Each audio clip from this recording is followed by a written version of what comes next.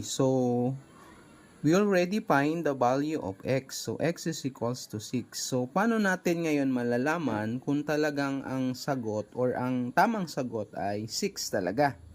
So, we're going to substitute the value of x in the equations. So, x plus 4. So ang x natin is 6 plus 4 over 2 is equals to 4 times 6 because x is equals to 6 minus 9 over 3.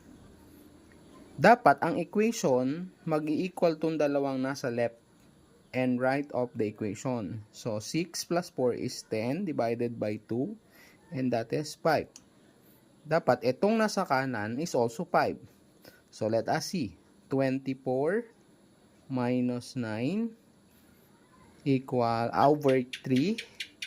Then 24 minus 9 is 15 over 3. Then 15 over 3 is 5. So 5 equals 5. So ibig sabihin yan, value of x is absolutely equals to 6.